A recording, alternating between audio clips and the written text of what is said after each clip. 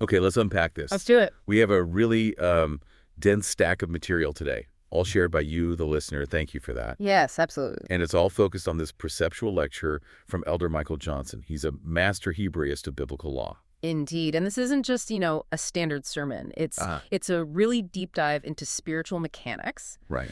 So our mission today really is to explore Elder Johnson's core idea, this stark contrast between two spiritual forces. He calls them faith and fate. Faith and fate. And specifically how this big cosmic battle plays out in, well, the most intimate place, marriage. Okay, so the central conflict he's setting up is our life, our covenants based on faith. Yeah. Which he defines as what? Unseen trust. Yeah. Character. Exactly. Unseen trust and character, Yeah. or are they ruled by fate? And fate is that constant demand for proof, like visible signs, suspicion. Perpetual demand, carnal demand for visible proof, surveillance, suspicion. That's fate. Wow. What really jumps out, though, is how he treats these, not just ideas, but like competing economies. Yes. That's the fascinating frame. He talks about a whole spiritual economy. A spiritual economy? Yeah. And in this marketplace, trust, that's faith. It's the valuable currency. It's backed internally. Okay. Suspicion, on the other hand, which is fate, that's counterfeit, worthless, printed on doubt. So we're looking at the divine exchange rate between trusting someone and needing to check up on them constantly. Pretty much, between covenant trust and carnal verification. It's a powerful metaphor. It really is. It makes belief feel tangible, like an asset. It does. So let's maybe lay out the rules of this marketplace he describes. Good idea. Elder Johnson outlines a whole spiritual currency system. It's got its own currency, its reserves, even accountability measures. Okay, let's start with the main currency then. Faith. Right. Faith. This is the top tier, the supreme spiritual currency. He calls it the dollar bills of heaven, if you like. Dollar bills of heaven. I like that. It's the only thing that works, the only medium of exchange in JEHOVAH's eternal economy.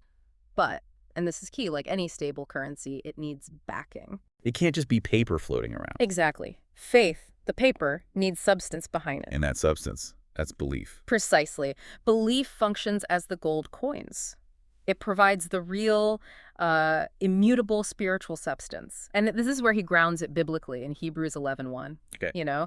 Faith is the substance of things hoped for, the evidence of things not seen.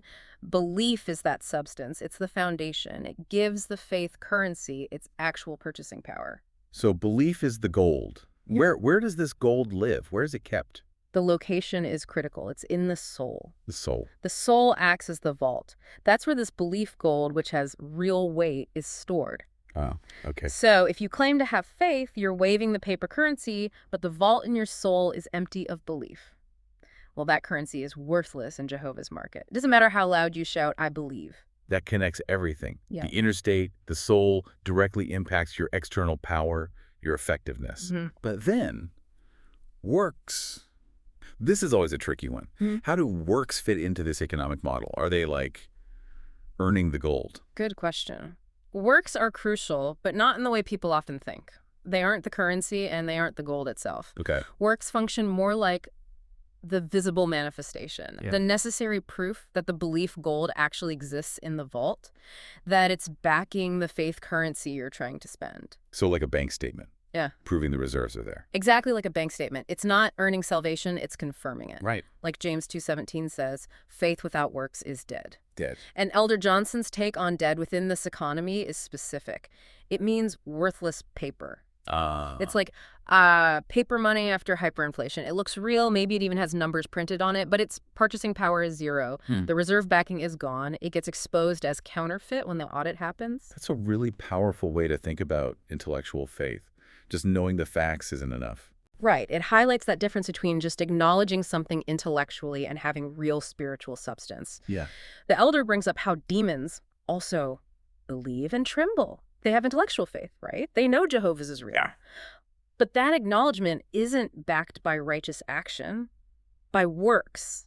So their faith is worthless for the transaction of salvation. It's just intellectual paper, and heaven's auditor stamps it worthless because the soul's vault, empty of the belief gold that works, would manifest.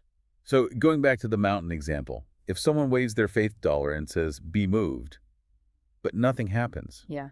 It's not the dollar's fault. It's not the currency itself that failed, it's the backing. If heaven's teller checks the reserve in your soul's vault and finds there isn't enough belief gold to cover that massive transaction. Moving a mountain. Yeah. Yeah, it's a big withdrawal. Huge.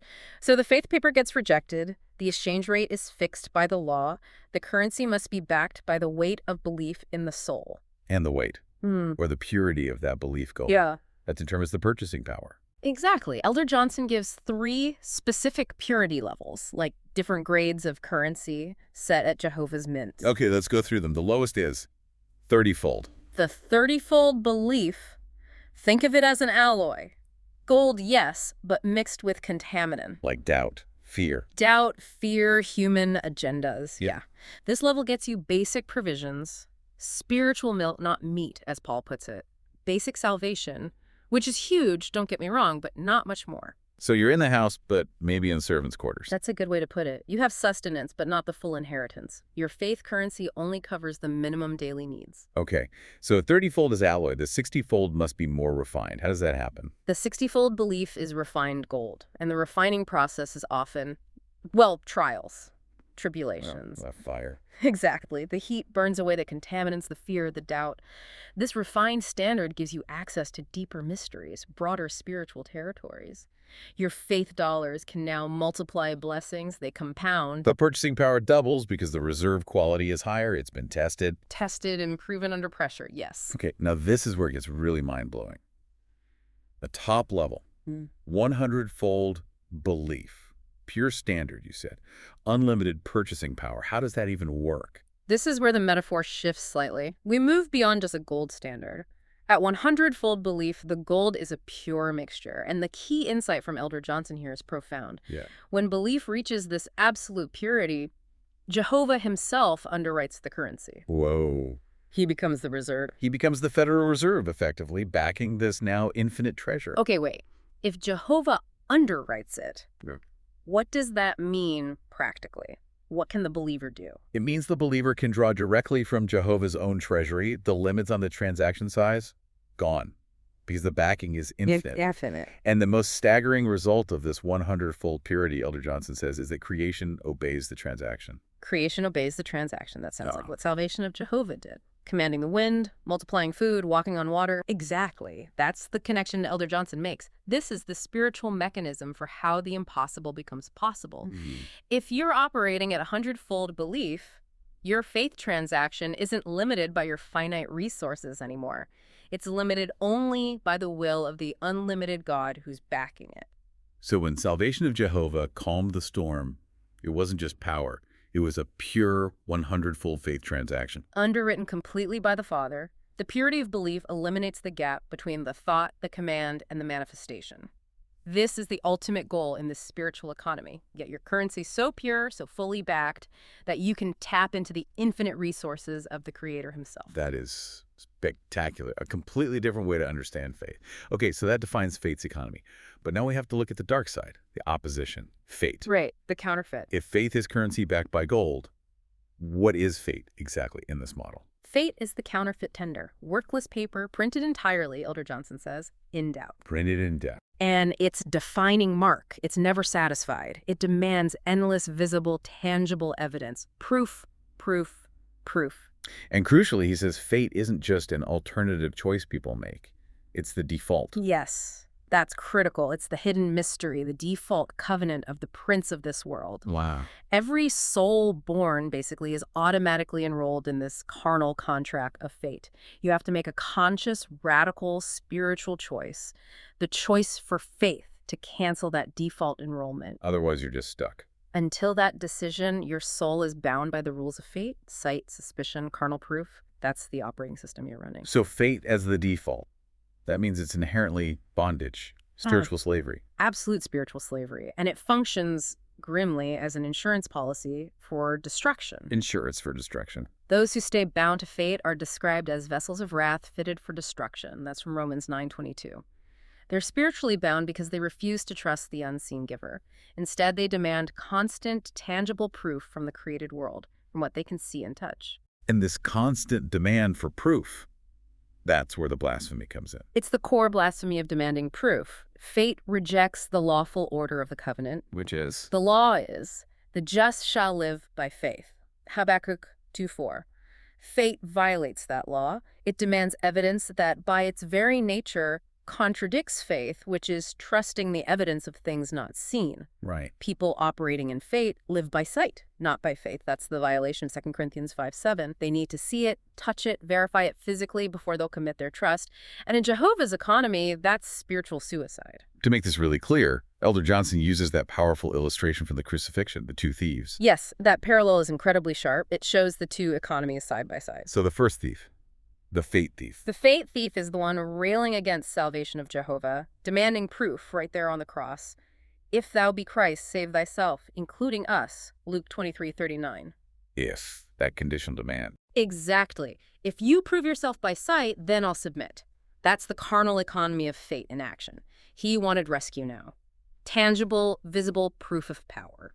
He wanted his salvation withdrawal based on immediate, visible results, saving them both right then. Yes, he refused to transfer his trust based on the unseen identity, the unseen promise of who salvation of Jehovah was. Okay, contrast that with the second thief, the faith thief. The faith thief.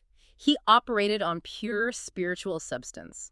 His confession was so simple, yet profound. Lord, remember me when thou come into thy kingdom. Luke 23:42-43. Even seeing the physical defeat, the weakness. Right. He saw the apparent failure, the cross, yet he chose to transfer his entire hope, his whole spiritual reserve, based on an unseen promise, a kingdom that wasn't visible yet. That confidence, despite the visual evidence screaming defeat, that's the pure faith transaction. It is. He invested everything in the unseen. The faith thief demanded returns based on sight. And the result? Immediate entry into paradise for the faith thief. His currency was accepted.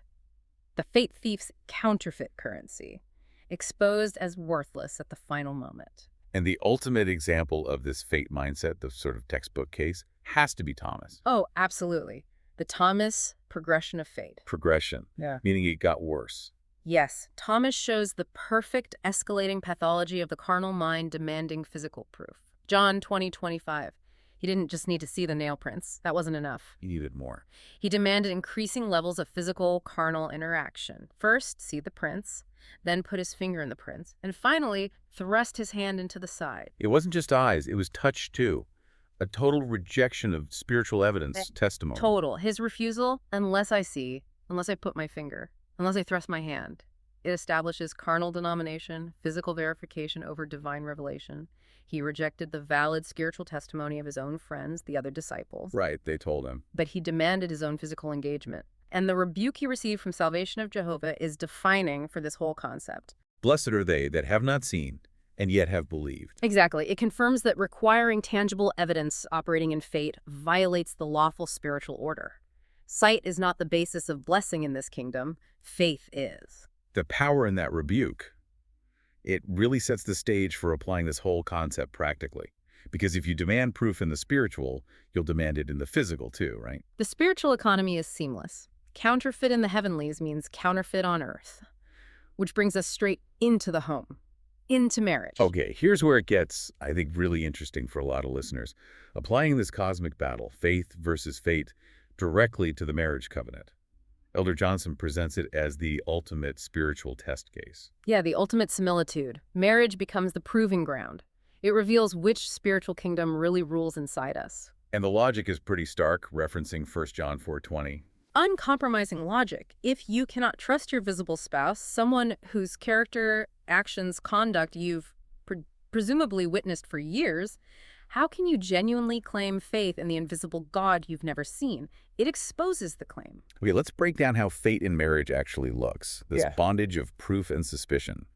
How does that need for carnal evidence play out day to day? Fate in marriage, Elder Johnson says, operates like a carnal contract built on suspicion. The spouse operating in fate might say they want loyalty, but they constantly demand proof. So it's surveillance. Exactly. Yeah. Tracking devices on cars or phones, constant check-ins. Where are you? Who are you with? Relentless interrogations about motives, whereabouts. It's exhausting. And this mimics Philip. It mimics the Philip parallel. Remember Philip asking salvation of Jehovah, show us the Father and it'll suffice us. John 14:8-9. Right. Just give us the proof and we'll believe. The fate-driven spouse does the same thing. Show me your loyalty, prove you're faithful right now, and maybe then I'll be satisfied. For today, at least. But just like salvation of Jehovah being right, there should have been enough for Philip. Yeah. Shouldn't years of a spouse's proven character be enough? It should be. That's the currency of faith. But fate refuses it. Fate refuses to accept the unseen substance of character, the track record. It demands visible, moment-by-moment verification. It's like the past good means nothing. Precisely. And this constant demand for proof, Elder Johnson argues, is a form of blasphemy against the spiritual principle of faith, because it's confessing, I cannot discern spiritual proof, the fruits of character. I can only trust what my natural eyes verify right now. Which leads to what you call the terrible math of doubt, that zero-sum thing. Absolutely crucial point. When a spouse insists on surveillance, constant check-ins, they might try to hedge. They might say, oh, I trust you. Mostly. Just a little bit. Yeah, 95% trust. Right.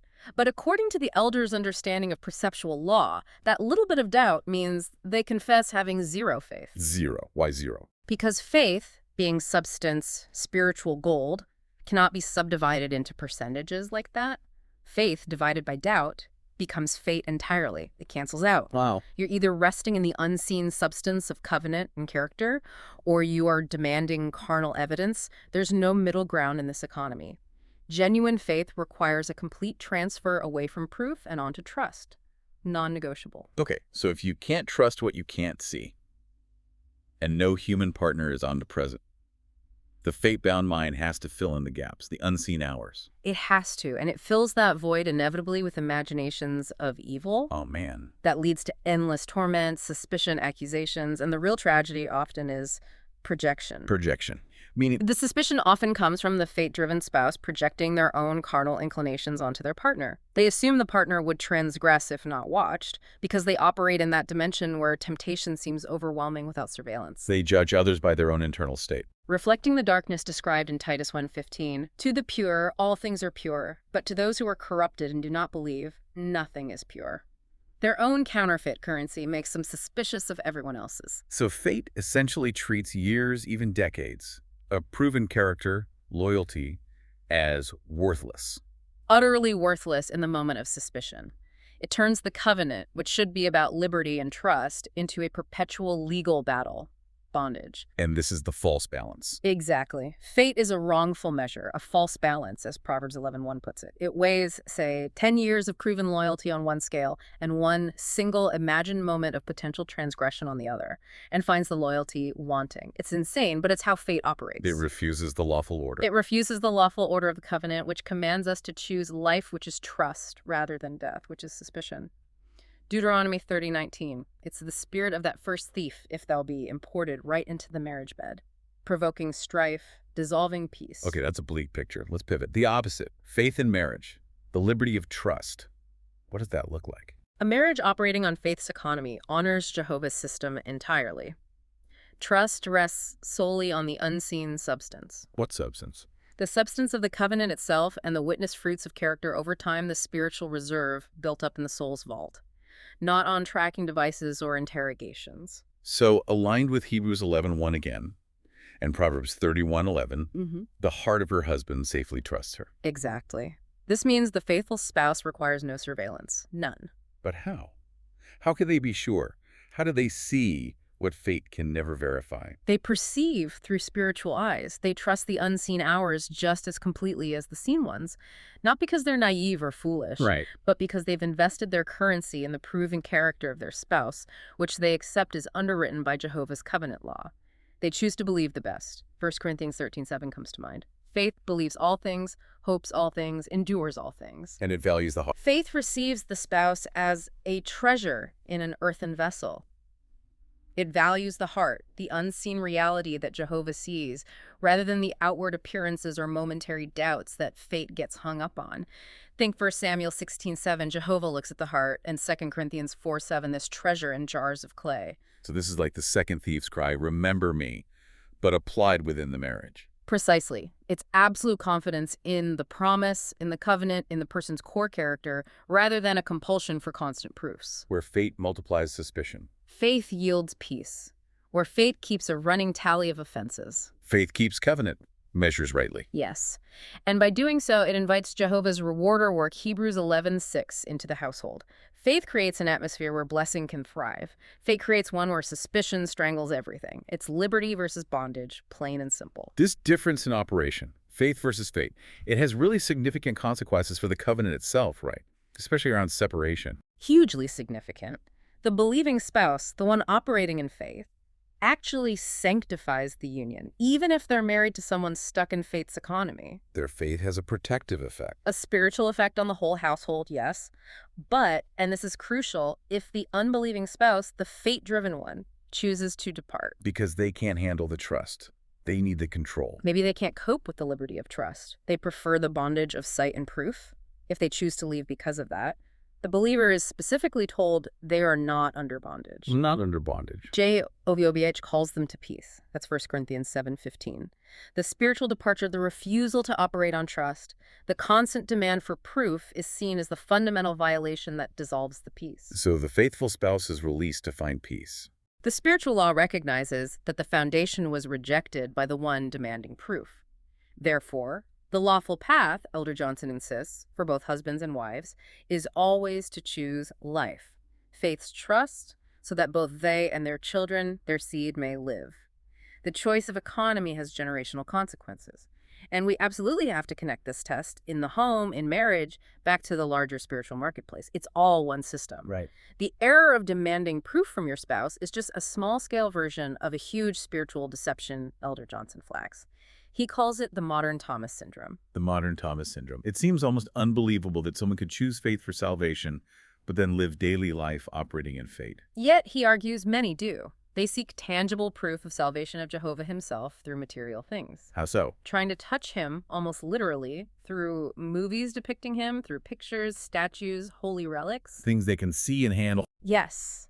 They require that physical, visual, palpable evidence before they can fully invest their spiritual currency, their trust. It's an attempt to bring the infinite, invisible God down to the carnal level of sight and touch. And Elder Johnson identifies this as a strong delusion. Why delusion? It's a strong delusion that's from 2 Thessalonians 2:11 because it directly violates the law. Commandment. Thou shalt not make any graven image or any likeness. Exodus 24:5. When people rely on these tangible things, their spiritual function, their religious identity, risks becoming just tradition, a false worship based on sight. Instead of living faith. Instead of living faith that worships God, who is spirit and in truth. John 4:24, they've essentially traded the invisible majesty for a visible, touchable substitute. They fall into the exact same error Thomas was rebuked for preferring the tangible idol, even a religious one, over the unseen spirit. Elder Johnson also links this fate mentality, this need for the tangible, to rejecting truth itself. Not just the message, but specifically the rejection of the messenger. Yes, this is a critical point. Because fate inherently distrusts the unseen source, it often manifests as distrusting the visible vessel carrying the message. So people reject Jehovah's truth not because of what is said, but because they despise or look down on the person delivering it. They judge the messenger based on worldly standards.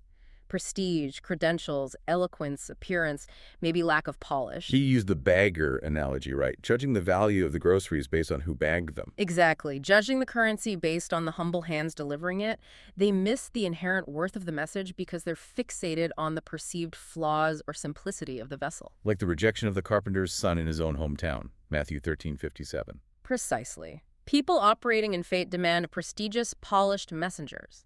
They want someone who looks the part, according to the world. Yet Jehovah consistently chooses the foolish things to confound the wise, the weak things to confound the mighty, 1 Corinthians 1:27. And in this spiritual economy, rejecting the messenger isn't just bad judgment. It's rejecting the sender. It elevates the fate-driven judgment of the carnal eye over Jehovah's spiritual appointment. Wow. Elder Johnson states it starkly. Rejecting the messenger is rejecting the sender, which makes it potentially unpardonable blasphemy because it's a refusal to recognize where Jehovah has placed his name, his authority. Like in Exodus 23:20, where Jehovah says of the angel, "My name is in him." Right. If Jehovah says, "My name's in him," and you reject that vessel based on outward appearance, you're rejecting the source. You reject the delivery system, you forfeit the currency. This all leads, inevitably, to the bottom line. The final reckoning in this spiritual economy. Yes. The non-negotiable conclusion. Once that spiritual marketplace closes the moment of death, the transition to eternity, the currency you accumulated in your lifetime. It cannot be changed. It cannot be exchanged. No conversions after the fact. None. Heaven's teller checks the reserve in your soul's vault one last time. The final audit. Yet for those who trafficked in fate, who lived by sight, Those who spent their lives demanding carnal proof, seeking only what their eyes could verify, rendering everything unto Caesar, they'll find whatever faith paper they claim they had is stamped worthless. No backing. their currency fails the audit. Completely. They receive fate's final dividend, the second death. Every demand for proof they made in life, Elder Johnson implies, drove another nail through the hands of faith. They lived by sight, and they will discover they were spiritually blind all along. Their constant search for proof led only to ultimate spiritual bankruptcy. But for those who invested differently, those who operated in faith, Conversely, those who invested in faith, who trusted the unseen promise, who rendered unto the invisible God, they receive faith's eternal dividends, eternal life. their currency holds its value. Their currency reserve is proven pure, perhaps even reaching that hundredfold level where it's infinite, backed by JEHOVAH himself. They gain access to the eternal treasury, peace, liberty, freedom from the bondage of sight forever. So, to really boil down this profound perceptual lecture from Elder Johnson, the difference between faith and fate. It's the difference between liberty and bondage. It's that stark. Faith gives you the liberty that comes with trust, peace. Exactly. While fate imposes the perpetual bondage of needing proof, which leads only to torment and suspicion. Trust is the actual spiritual wealth stored in the soul's vault. And suspicion, that's the counterfeit currency. Using it guarantees eternal poverty. So thinking about this, what does it all mean for you, the listener, right now? It means every single choice you make, really every choice. How you respond to your spouse or partner, how you receive a message of truth, even if the messenger seems, unimpressive. How you approach the promises of God themselves. It's all a transaction, a trade in this spiritual economy. Every moment. When you choose surveillance over trusting character, when you focus on the visible problems instead of the unseen promise, you are actively deciding which currency system governs your life, faith or fate. And Elder Johnson brought it back to the law, Deuteronomy 30:19. Life and death, blessing and cursing are set before us. The lawful path, choose life, which means choose faith's trust. Choose it so that both you and your children, your seed, may live. Yeah. So the final thought, the provocative question we want to leave you with, building directly on Elder Johnson's teaching, is this. Take a hard look right now. If you find yourself holding suspicion against anyone, Spouse, friend, that messenger you don't like. that very suspicion is concrete proof that you are currently operating within a system, the system of fate that guarantees destruction. That's its endgame. So the question becomes urgent. How quickly can you decide consciously to exchange that worthless tender of doubt and suspicion for the pure 100-fold currency of trust? You have to choose life now.